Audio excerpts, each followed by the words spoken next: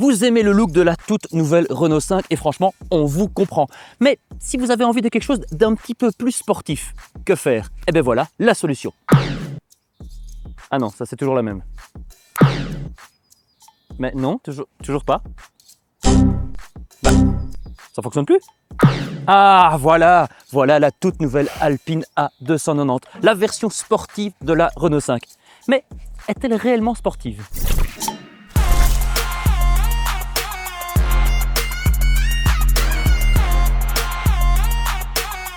Quand on pense à Alpine, on pense évidemment à l'Alpine A110. En fait, on pense que à l'Alpine A110. Et oui, depuis sa résurrection par Renault, la marque ne produit qu'un modèle, l'Alpine A110, une sportive ultra légère à moteur central. Sympa évidemment, mais peut-être un petit peu trop spécifique. Voilà pourquoi Alpine opte pour une stratégie complètement différente. Alors, chers puristes, calmez-vous. Et oui, parce que cette stratégie, elle est purement électrique. Et oui, dorénavant, toutes les nouvelles Alpines seront 100% électriques. De la prochaine A110 à la 390. La prochaine qui sera un SUV. Pourquoi Alpine? Non.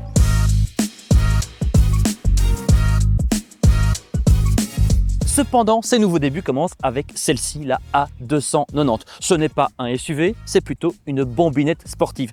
D'ailleurs, elle ne vous rappelle rien? Eh ben oui, comme on vous l'a dit dans l'intro, c'est en fait une Renault 5 e-tech déguisée. Mais heureusement, le déguisement est assez bien fait, comme en prouvent ces trois petits éléments. Les feux supplémentaires à l'avant qui nous rappellent ceux de la 110, ces estampillages dans les portes qui lui donnent l'impression d'avoir un moteur à l'arrière, comme, eh ben oui, la R5 Turbo, et ces jupes latérales qui sont tellement grandes qu'il faut quasi sauter pour sortir. Cette Alpine est-elle suffisamment différente d'une Renault 5 ou alors est-ce que vous la trouvez toujours un petit peu fade? Dites-le nous dans les commentaires, nous, on passe à l'intérieur. À l'intérieur, difficile de ne pas voir les similitudes avec la R5, mais pourtant, la Alpine, elle se dote d'une grande console centrale spécifique qui est d'ailleurs bordée d'un beau cuir Nappa et qui présente en son centre les 3 boutons de la commande de boîte sortis tout droit de l'Alpine A110. D'ailleurs, tant qu'à parler de boutons, il y a un bouton assez sympa sur le volant qui s'appelle OV, qui veut dire en anglais Overtake, et en français ça veut dire dépassement. C'est un petit peu à la façon du bouton DRS sur les Formule 1. Technologie. Toujours en parlant de boutons, oui, je sais, on parle beaucoup de boutons, mais dans l'automobile de nos jours, il n'y en a pas beaucoup, donc on en profite. On a cette bande de petits boutons ici qui a principalement attrait à la climatisation, comme dans toutes les Renault, et tout le reste devra passer via l'écran de 10,1 pouces de système d'infodivertissement. Mais pas d'inquiétude, le système d'infodivertissement, il est signé Android Automotive. Ce qui veut dire qu'il est fait par Google, donc il est fait par des gens qui font des smartphones, et donc c'est facile à utiliser. Pour ce qui est de l'habitabilité, eh bien l'Alpine, elle chante la même chanson que la R5. Ça veut dire que les passagers avant sont assis dans des beaux sièges assez sportifs, mais à l'arrière, c'est une autre mélodie parce que je ne sais pas si vous pouvez le voir, mais quand on est un petit peu plus grand que la moyenne, on n'a pas du tout de place. Je ne sais même pas passer mes pieds en dessous du siège, impossible de mettre mes genoux et ma tête touche carrément. Bon ben, heureusement, il y a du coffre. Il y a un espace de 326 litres, ce qui est bien, mais par contre, il y a un sacrément gros mais. Et oui, quand on a le système son de Vialet, très bon système son d'ailleurs, ben, il y a un subwoofer, un caisson de basse qui prend beaucoup de place dans le sous-plancher. Il rogne l'espace à 300 litres. Et en plus de ça, il n'y a pas de place pour les câbles. Qu'est-ce que je fais avec mes câbles, moi? Bon, je vous entends dire les câbles, il faut les mettre à l'avant, dans le frunk. Sauf que ben, ici, dans le frunk, sous le capot, il n'y a pas grand-chose. Enfin, il y a de l'électronique et des éléments qui servent à la conduite. Ça veut dire que les câbles, il faut trouver un moyen de les mettre comme ça. D'ailleurs, en parlant de conduite, est-elle réellement différente d'une R5?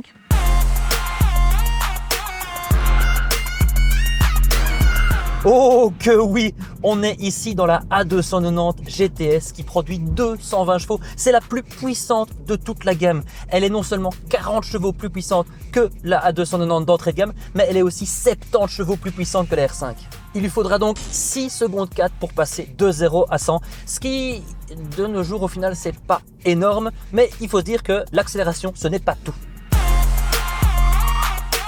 Ce qui distingue cette A290, eh bien, c'est sa dynamique de conduite. Le train avant est assez lourd, mais très naturel. La réponse de l'accélérateur, elle est super bien faite, parfaite, ultra sensible. Et d'ailleurs, en parlant sensibilité, on a rarement eu une pédale de frein aussi sensible sur une petite voiture électrique. Comme un bulldog français qui tremble à l'idée d'aller promener, eh bien cette Alpine A110, elle est impatiente d'entrer dans le prochain virage. Et elle se place de manière assez correcte et surtout avec une adhérence vraiment démesurée pour sa petite taille. À moins qu'on veuille réellement s'amuser, dans ce cas-là, on accélère, on lève le pied, hop, elle vient jouer.